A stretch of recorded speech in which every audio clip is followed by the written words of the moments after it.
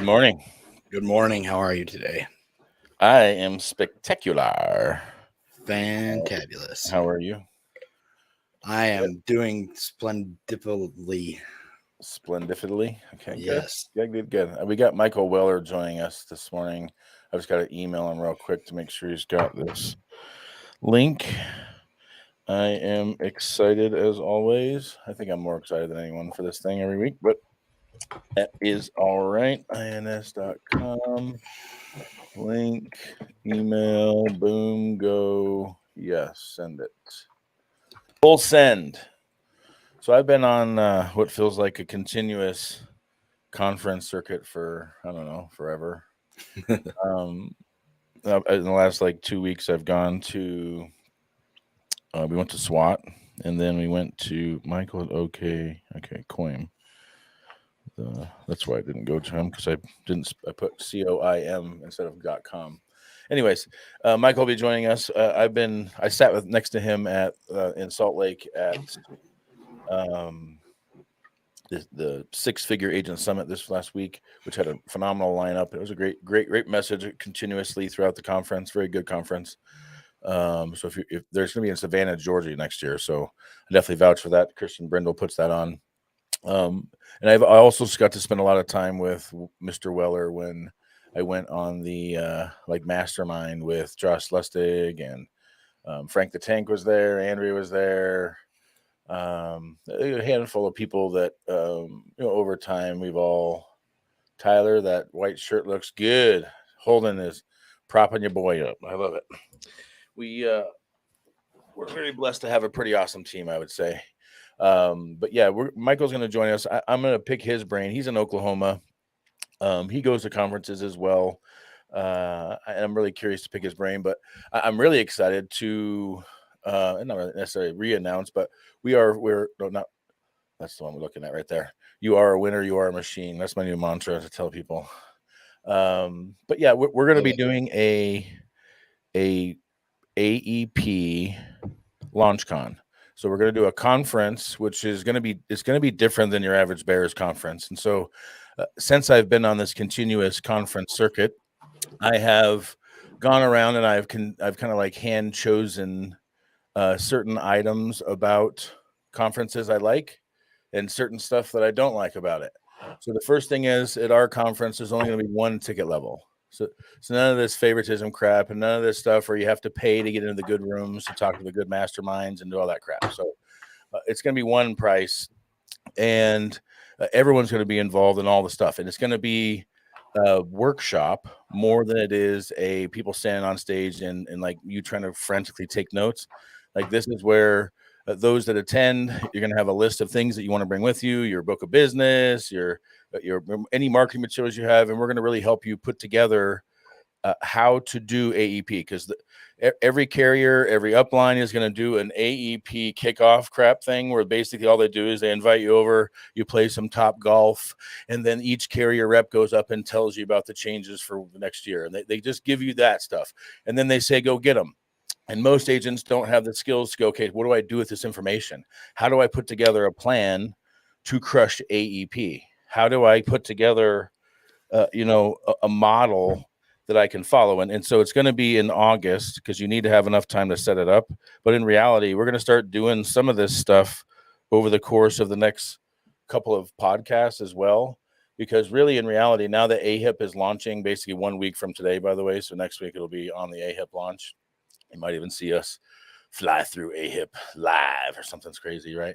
We can't do that, but you would love us to. I know you would. But yeah, so it's AEP season. So if you didn't know, sorry, your vacation's over. It's time to start planning for AEP. And those that do this correctly will have their best AEP ever.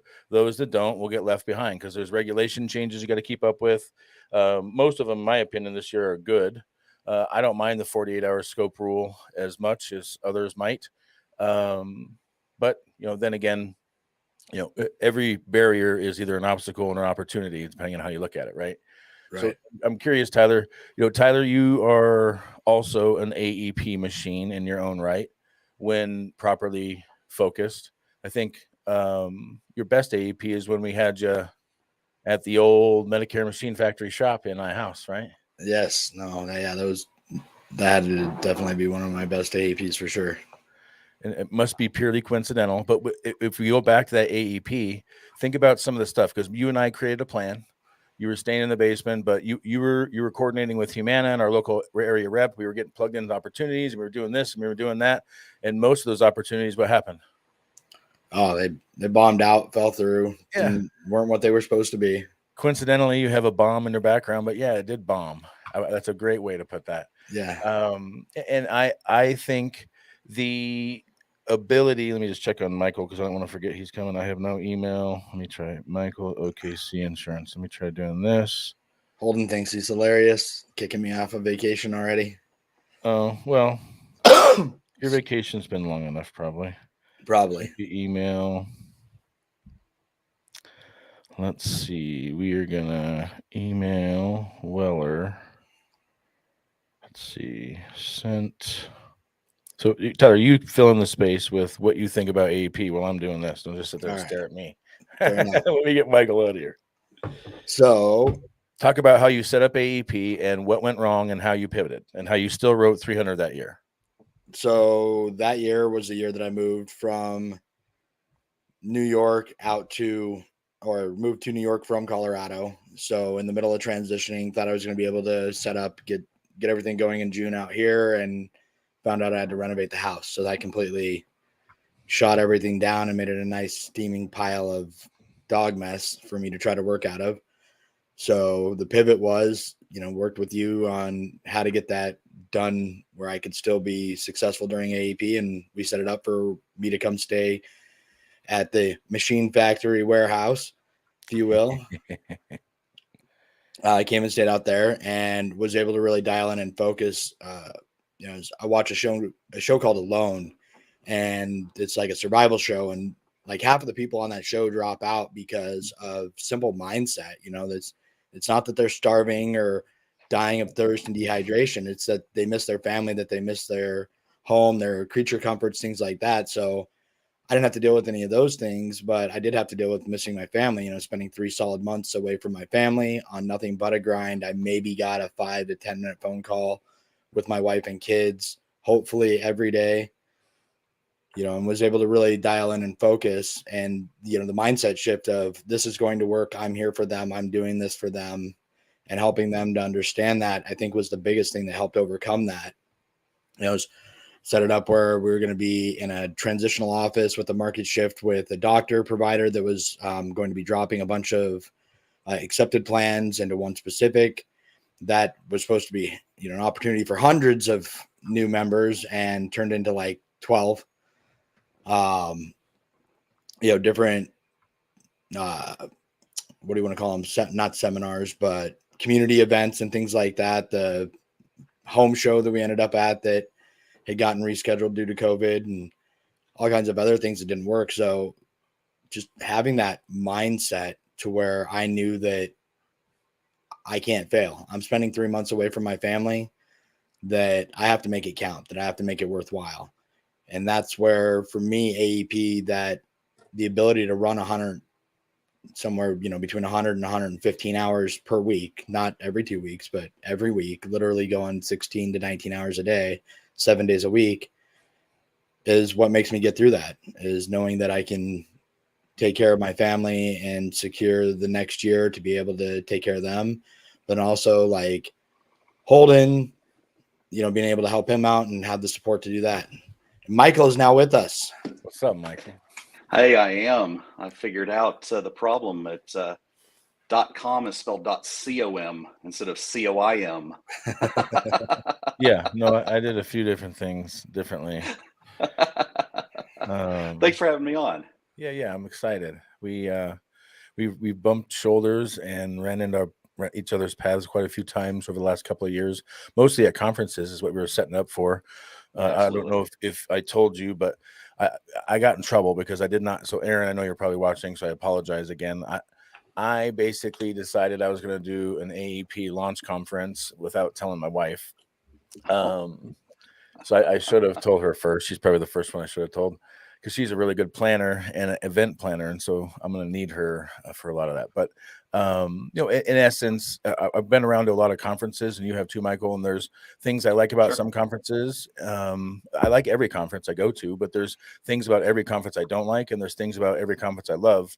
And I'm trying to put together more of a work con, which is like a workshop conference, instead of people just sitting there the whole time taking notes and staring at everybody, like giving actual, this is how you implement. Like as an example, we're going to have people bring their book of business, their CRM, whatever it is, and we're going to show them how to set up the right automations with the right message, to do a video and integrate everything to in essence, this is exactly the playbook that I run, not just like seeing slides of it on a slideshow is one thing, but actually having us roll our sleeves up and go around to individuals. And so I'm really excited to where I'm going to try to set this thing up, where it's like an interactive fair, more show than a trade show.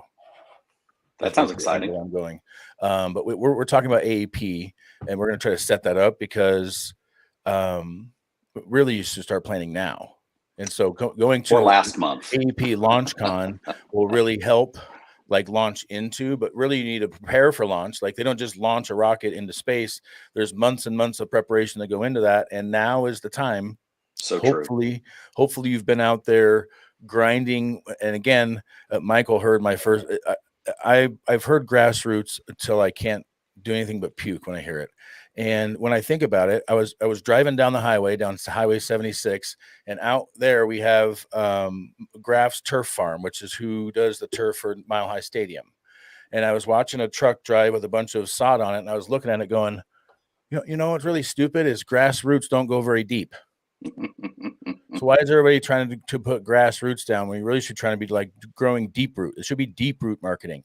And if you change that mindset from grassroots, sprinkling a bunch of seed, to deep roots, which is where you're trying to plant one seed and nurture the one seed of the tree. Think of it like growing trees, and you're going to over time create an orchard of trees. But trees require the right spacing and the right light, and there's a lot of angles to trees if you've never had to deal with trees. But yeah, so I'm curious, Michael, how do you set up for an AEP? And first, because we like to know, because we're on the Top 1% podcast, what's the best AEP you've had? So do you mean number wise best AEP? Yeah. I think I would have to double check my numbers, but I believe that my best AEP was about 170 new clients. And that's a mixture of either having an MAPD or a Med Sup and PDP. And then of course, all of the complementary products that go along with it. That was 2020, I believe. Yeah, that would have been 2020. That's cooking. Yeah, it was not bad, and that was my third AEP. Yeah, that was my third that you AEP. identified that too, that it was new clients.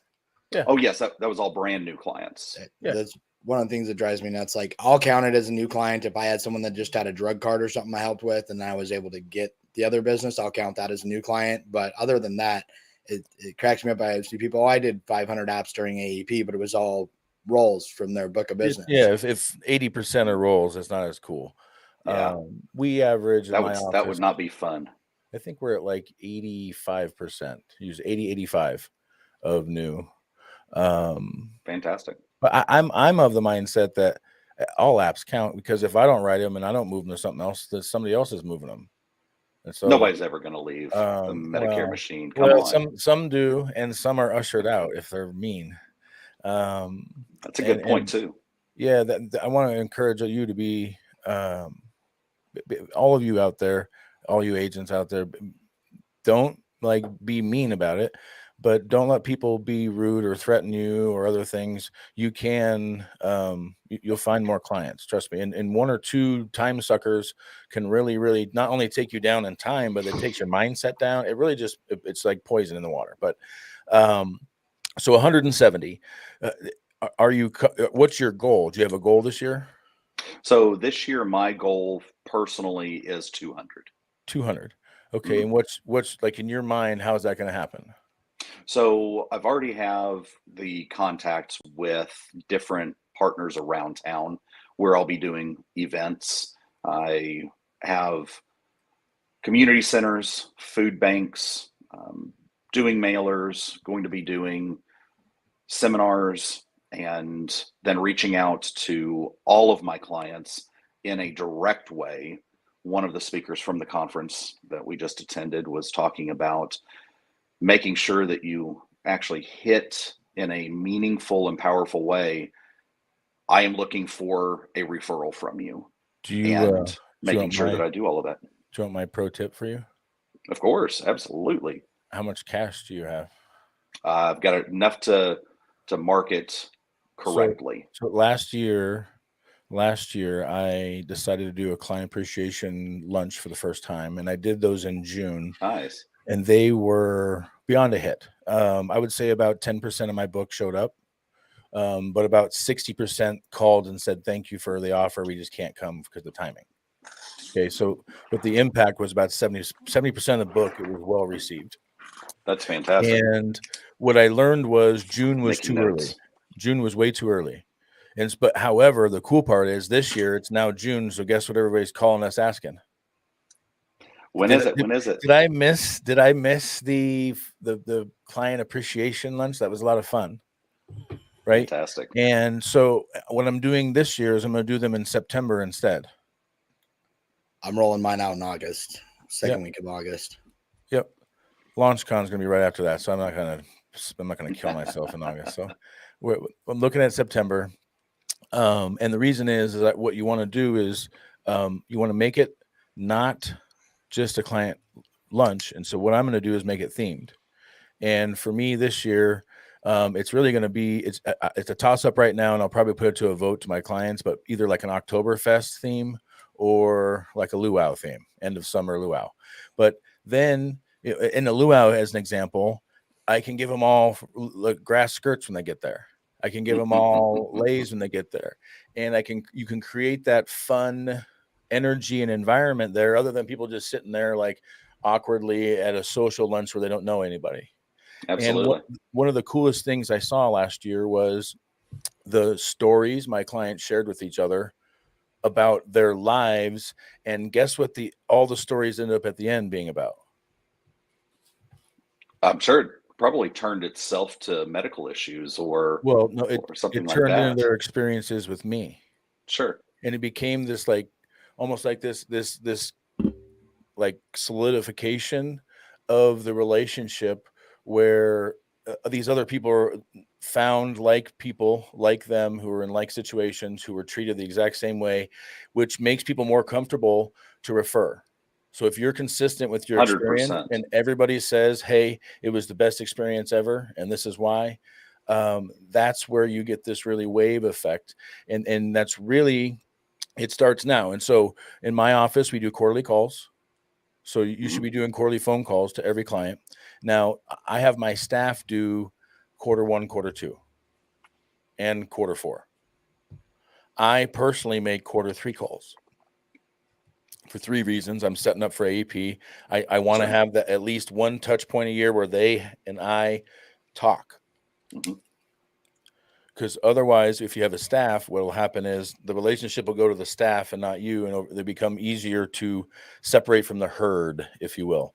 But again, if you keep a good herd mentality, you make them proud. A lot of my clients love wearing the wristbands. This year, I'm going to be giving out T-shirts and other stuff. I'm trying to visually. You got to think visually because we're in a visual world with like social media. Visually having a picture of all your clients in a room wearing a matching shirt. There's some power to that. So I would encourage you to do that really bubble up and prepare for AEP. And if you do it correctly and you tell them to bring a friend, bring a family, and what I also really encourage you to do is have them bring their children and grandchildren. And the reason is you want to make relationships with those people too, to really make everybody understand that this is a family environment and you're getting to know the whole family. And if something happens, don't call 1-800 on the back of the Humana card, call me. Don't call United Healthcare, call me. And you give the family that peace of mind on the backside too. And then you basically you create layer after layer after layer of relationship that eventually the only way someone's going to take it away from you if they're able to bring the same thing to the table, which they can't because it takes time to do that. It's deep roots. So it's deep roots with your clients, it's deep roots with your referral partners, deep roots with everything that you're doing. Otherwise, a simple wind, a simple storm, a simple flood will take it out, right? Tyler, It's very true. what do you think is your best tactic for why you, because you have a really good relationship with your clients as well. What do you think your hack, if there is one, that you could share? Being personable with them and relational, not transactional with the client, is key. I mean, especially now that I'm out of state and 90+% of my business is still being written in Colorado, Arizona. Well, go deeper on that. Like, what do you mean by not being transactional, and what are you having longer conversations with them? Are you what kind of topics do you talk about? What kind of notes do you take so that you can stay on point from call to call? Those kind of things, because the concepts, agents get the concepts, but what I really want to try to start doing is giving, like, this is how you apply the concept. So take that example and give them like one or two tips on what they can say to get deeper with their client. So yeah, with the conversations when I'm doing things remotely over the phone, virtually through Zoom, whatever it is, I'm definitely spending a little more time than I would be if I was with someone in person. It's a little bit harder to establish that relational connection there for that. So I'm spending a little more time. Plus side though, I'm also not spending the travel time getting to and from, which for the client per minute that they get is about the same. However, I can't multitask during transit time and take care of some phone calls either. So have to keep that in mind.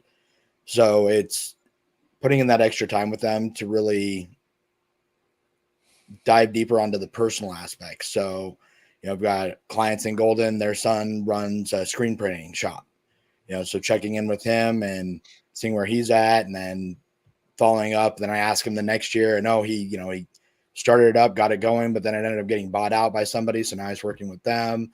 And just when you're able to have that little connection piece and keep those notes, like I keep everything on a paper file backed up on my OneDrive. And then I also have my Outlook notes.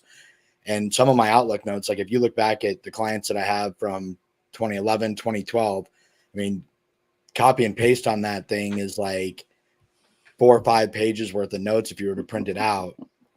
And I'm not talking blow it up like you would in high school to, fill 2 pages of an essay you have to write. I'm normal print.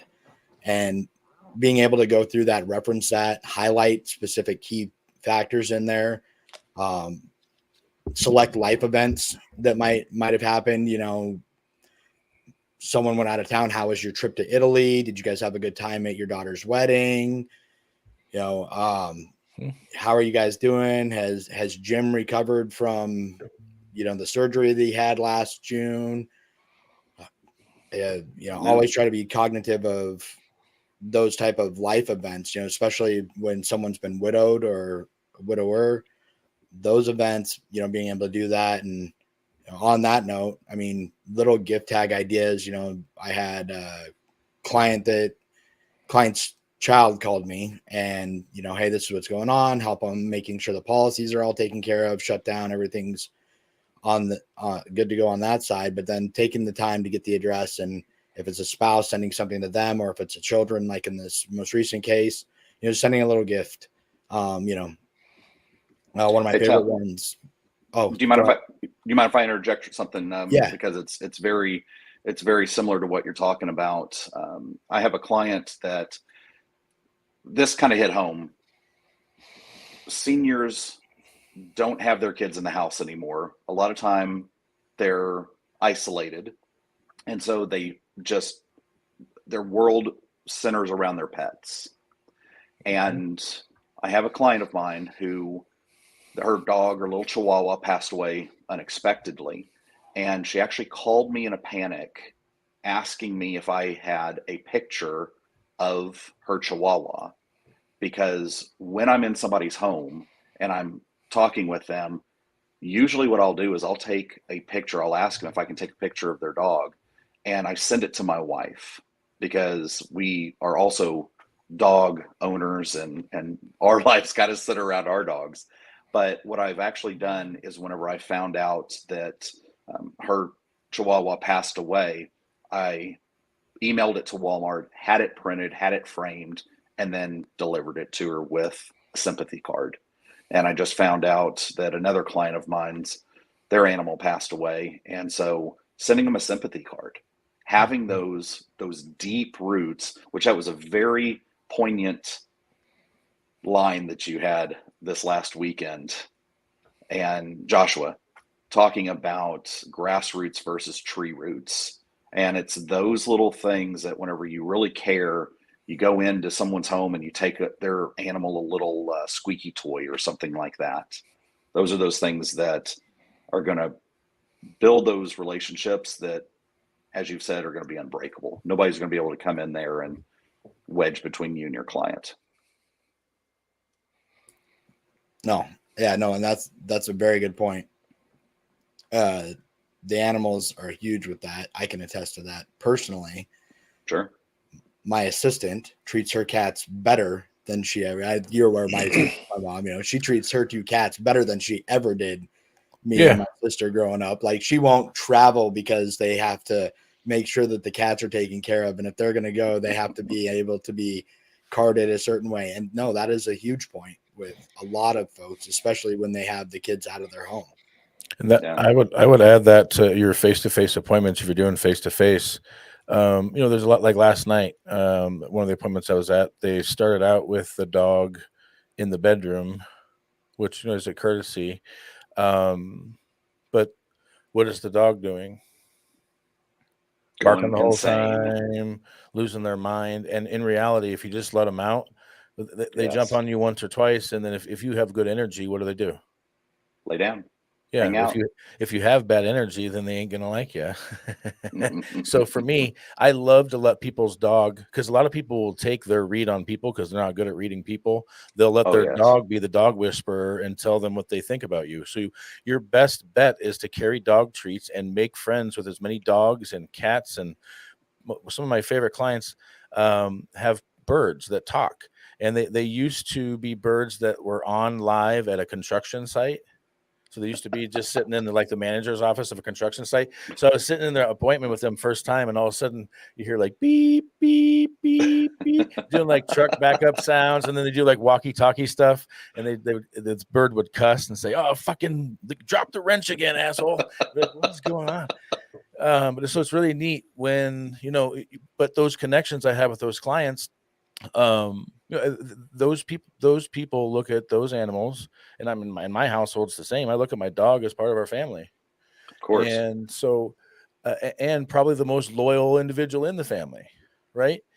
And so you're doing a disservice to yourself and the client by not opening and embracing. And like you said, Michael, sometimes it's the only live thing they interact with.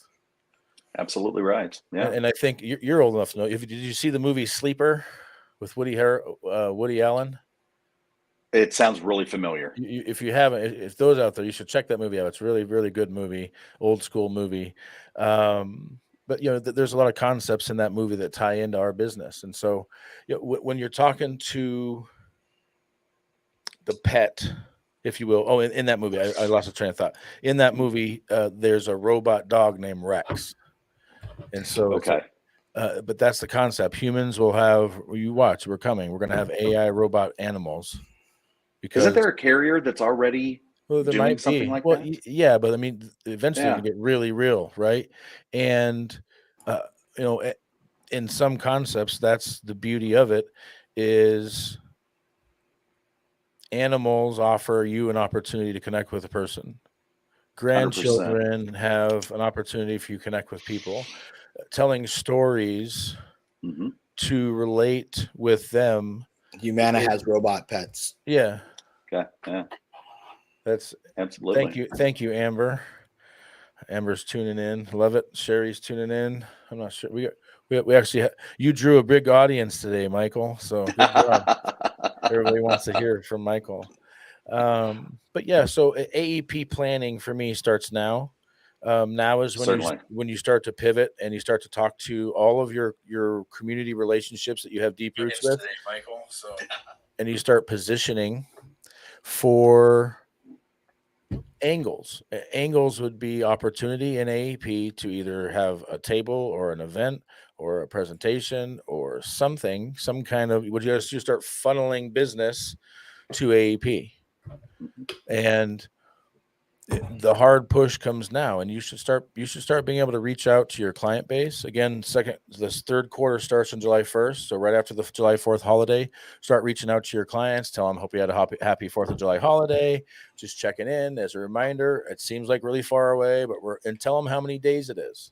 You should keep track of from now. You should have a countdown on your board or whatever.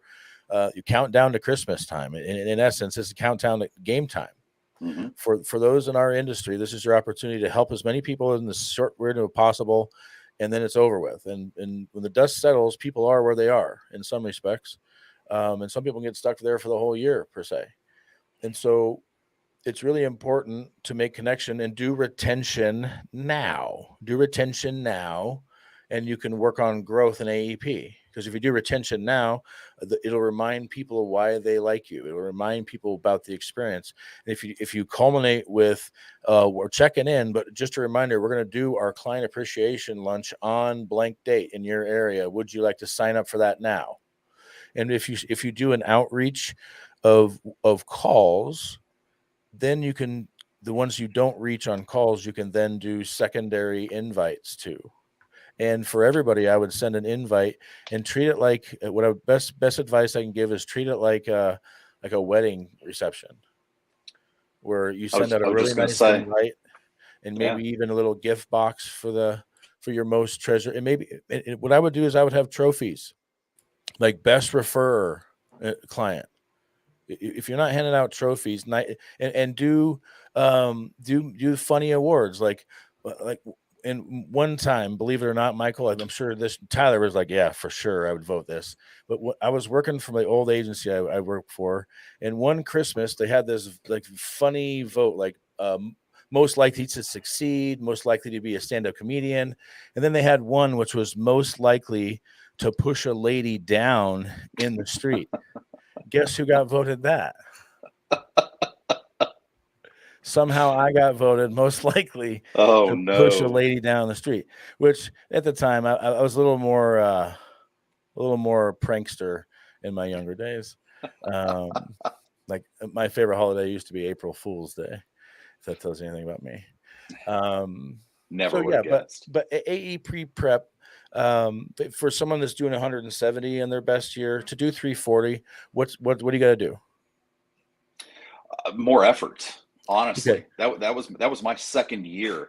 You have to go back to the deep roots. You have to do the deep work to be able to get enough of a base of people to believe in you, and put in that effort. Put in the events. It's a fantastic pro tip that you gave out. What do you think your base is? So by base, I mean everyone that believes in you, your circle. Well, that's your clients, that's your referral partners, that's people in the community that are going to funnel business your direction. Yeah, 100%. For your how many clients do you think you have now? I'm sitting a little under 700. Okay, so here's how you will make it. Want me to make it really easy for you to get 200? Sure, of course. You just gotta get one out of every three of your clients to send you one person. Absolutely. Yeah. One out of every three. One out of every three sends you one person. And here's the best part too. More than likely, a third of the other ones that send you one person will also send you another person.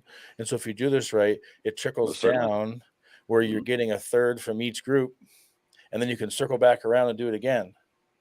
Because and so Michael, what do you do to ask for referrals? I'm pretty straightforward with my clients. Whenever I'm actually talking with them. Well, let me hear. I'm the client. You just helped me. Thank you, Michael. You helped me. Hey, Joshua, thank you I appreciate the opportunity to be here and help you with this. And is there anyone in your exact situation that you can think of right now that needs my help the way that I've been able to help you? Just Okay. something simple like that. Good.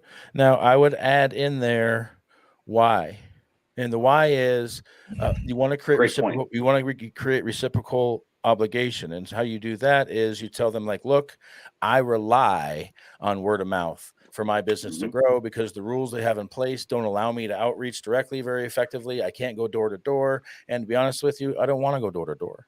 And so, if you can think of anybody who needs someone to treat them like family and do the right thing every time, who are there before, during, and after every application, and before the policy starts, and I'm there after the policy starts.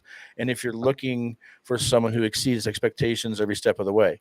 And so I use my 3 core values as what I reinstall back into their brain, because what I want them, you're training them on what they're going to say to the next person. And so you got to treat it like telephone, and you got to control that message. If you say something elaborate without giving them very strict instructions on reminding them what to say, then they're just going to say, call this guy. And then they're going to say, call you, and you say, hey, I told you that someone's going to call you. But in reality, you got to create a raving fan and basically teach them exactly what to say. And so that's where the core values, I've been going around telling everybody, you need to have core values, because those are the things you need to say over and over again, so that when the client hears it, they then tell their friend, hey, Joshua treats you like family. Joshua is there before, during, and after the policy starts. Joshua exceeds. Can you believe he does a client appreciation? Can you believe he came and gave me a ride to the doctor? Can you believe he did this? Can you believe he sends flower seeds? Can you believe? And it's all these, they all pick one piece of the experience that they then spread to other people. And what happens when you're authentic, and that's what I've been going around telling people, be authentically you, like Tyler. I love authentic Tyler, but I got to keep him tame a little bit. So I've known Tyler since we were 4. He's got an East Coast mentality.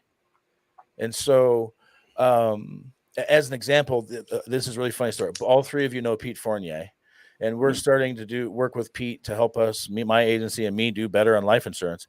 And I was in a client's house last week, and I go, okay, I'm going to call, I got Pete. He's going to call us. I go, but as a warning, he's from Jersey. Okay.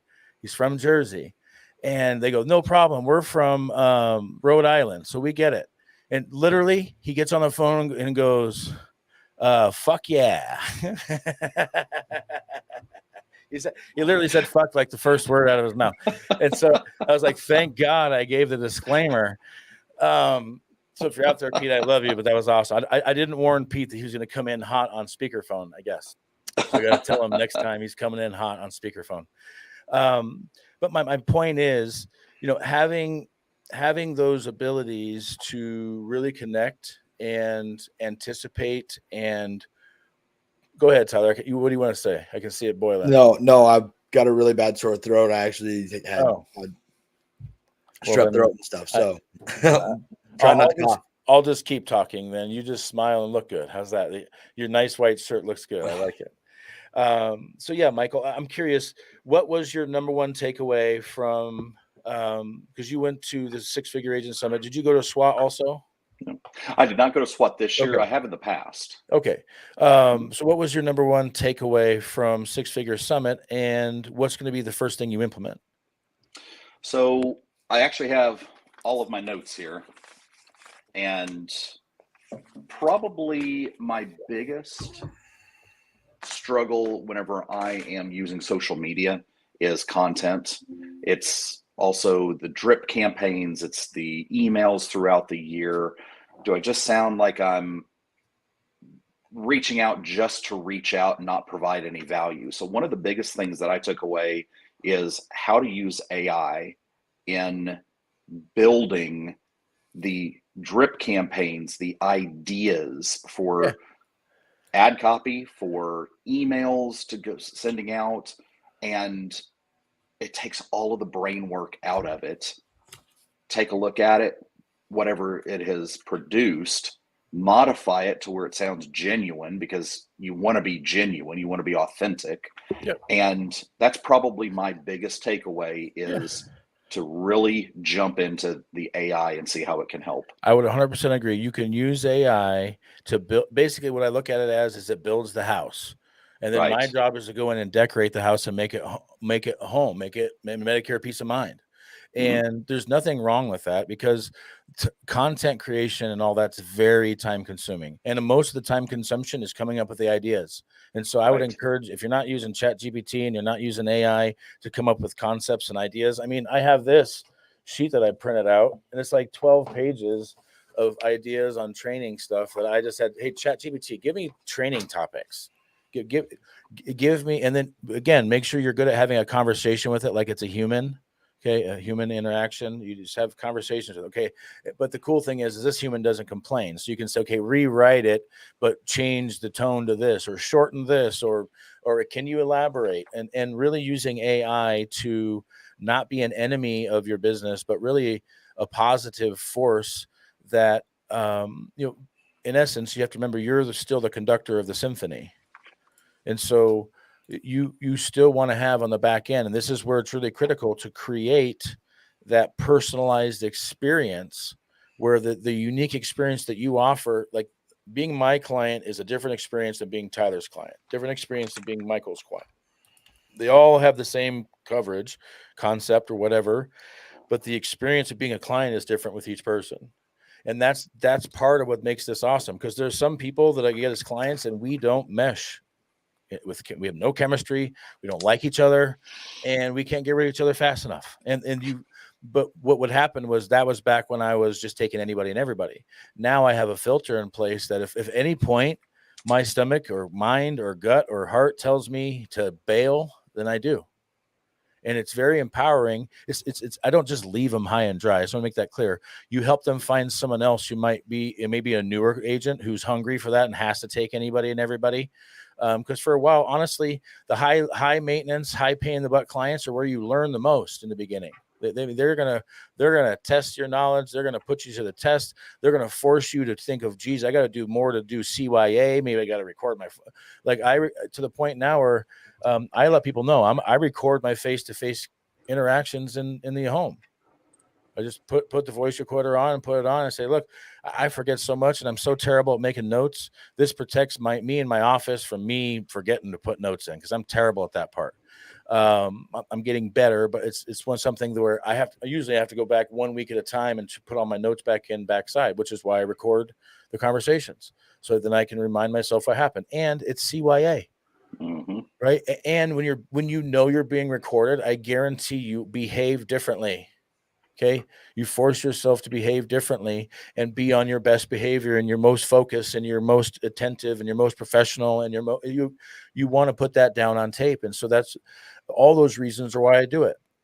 And the most important reason, which you heard a lot of people say, Michael, at that conference, if you're not reading back, if you're not treating things like professional athlete and you're not watching the tape, if you're not listening to your own calls, if you're not listening to how your voice sounds, if you're not listening about the inflection, how to control things, when to be quiet, all those things are very important on making an impact when you're in face to face. And sometimes it's not that I'm 50% better than you at writing apps and why I can double your apps. It's because incrementally you master. The longer you're in this, Michael, I know you've mastered this. You get 1% better at doing this a little bit, 1%, 1%, 1%, 1%, 1%. And while everybody else is trying to figure out the way to go 50% at a time, you take those 1% steps and eventually you're at the top of the mountain. And AEP is the same way. Start now taking the steps. So you should reach out to right now is where you want to reach out on the veteran side. So any relationship you have on the veteran side, VFW, American Legion, Elks Lodge, Eagles Club, you pick one, get in there now. And you've got to develop the relationship now if you haven't already, because the time to help those people is in AEP. But if you just show up on AEP's doorstep and try to get in, they're going to be like, get out of here. Because Joshua's already been here for 6 months. That you've got to get there first. And that's the key to all this. If you want to win the T65 game, you got to get there first. You got to do fact finding first. So if you've never heard me say that before, he or she who completes fact finding first wins. And Joshua, I'd take one step further than that.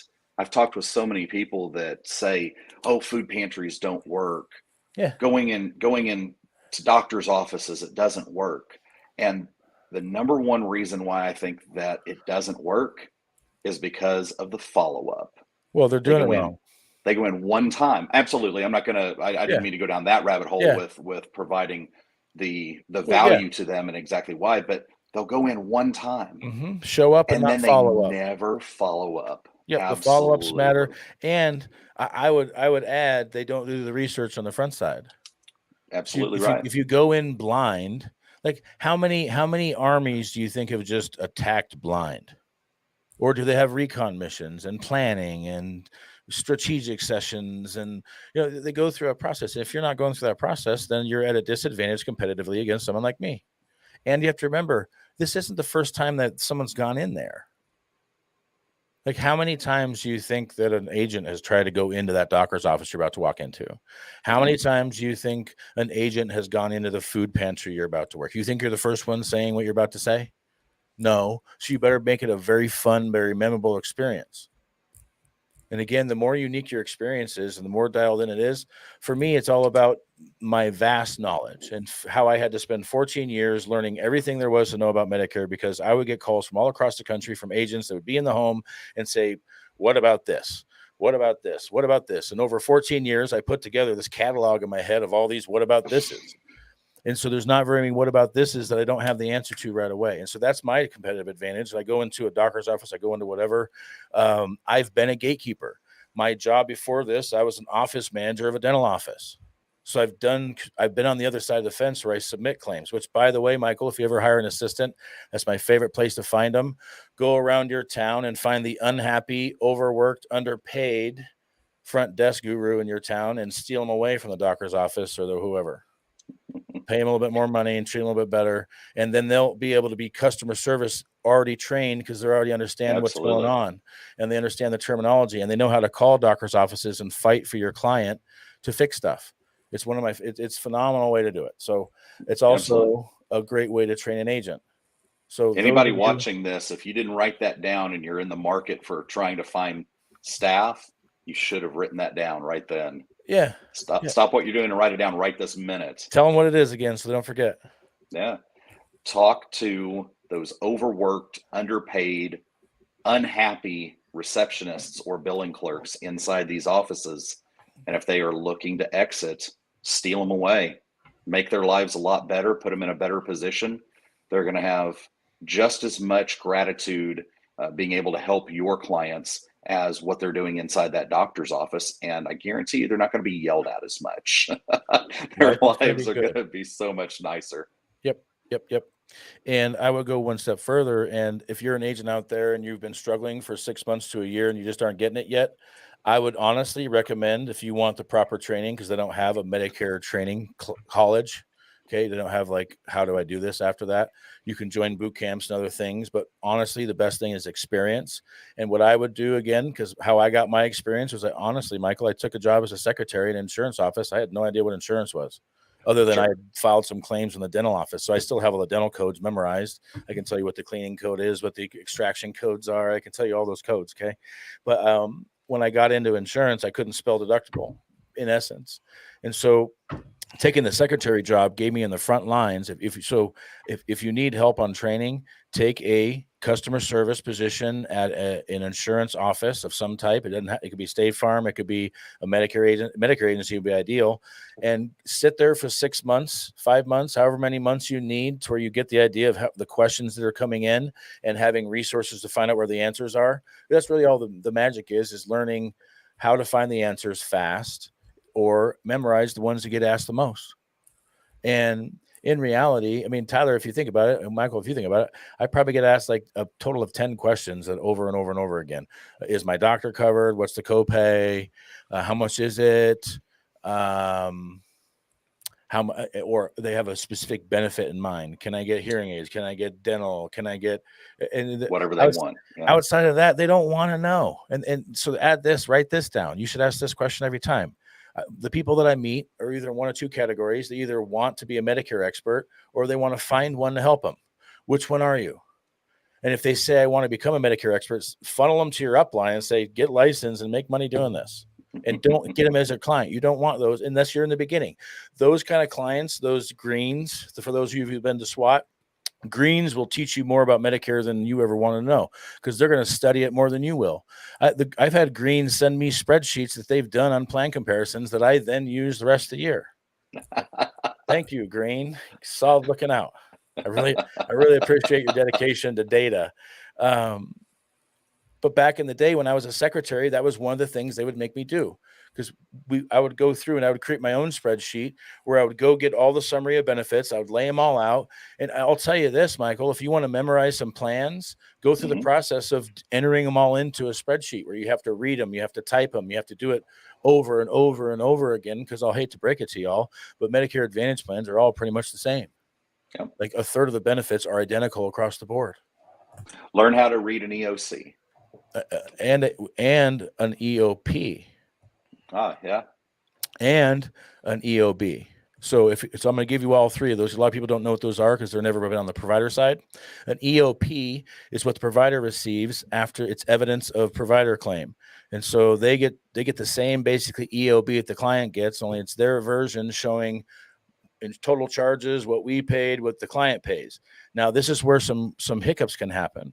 So I've had situations where doctor's offices wrong code, number code could be wrong, and Certainly. or they don't bill the secondary. So sometimes it's automatic crossover. So med subs have automatic crossover from Medicare to the med sub. Medicaid will have automatic crossover on a SNP plan or on Medicare, automatic to Medicaid. But let's say you put someone on a non-dual plan, like the Value Plus plan from Humana as an example, where it's not technically a dual, it's a dual lookalike kind of thing. On those kind of situations, you got to make sure that the doctor also sends the bill to Medicaid. It has to be a manual process. Same thing for veterans that have TRICARE. You got to make sure that the doctor's office knows you got to manually submit the claim to both the primary insurance and TRICARE so that everything processed correctly. And those relationships, those are the kind of tips that you give the doctor's office to build a relationship. The relationships I had with doctor's office came from helping clients fix claim problems, which is something most agents run away from. Again, think about it. Michael, you've probably never been to jail, I would guess. I've not. You've not seen You're missing out. You've seen movies about it, yes? I've gone to the high school principal's office a couple times. Okay, but you've seen movies about jail. Oh, who hasn't, of course. Okay, and what do they say when you first get in there? What are you supposed to do? Supposed to hit the biggest guy in the again, room. Same concept in our business. Go into the doctor's office and try to find the biggest, baddest problem they have and solve it, and then they'll let you have everybody. Okay, and so I go in there like, please give me the person that everyone has tried to fix and no one has been able to, because I want to solve that puzzle, because that'll get me the most credit. That'll give me the most leverage. I can solve the whole thing in one shot, and I've done that before. Like, think about it. If there's a high maintenance person at the doctor's office that can't get a bill fixed and they're calling the doctor's office every week, help me fix it, help me fix it, help me fix it. Then the doctor's office gets you involved and you fix it. Does that doctor's office not have a reciprocal obligation built up now? Oh, absolutely. Right. Okay. So we have 5 minutes left. I want this to be all about Michael for 5 minutes. Oh, because I've had a lot of fun. So we've been on jet boat together. We've sat at conferences next to each other. We've run into each other several times. I'm curious what your perception of the industry is. Ooh, that's a broad question. Do you want to get more specific, or I can leave it broad? No. I think I might be able to. Good. I think I might be able to stay within this wide confine of a question there. So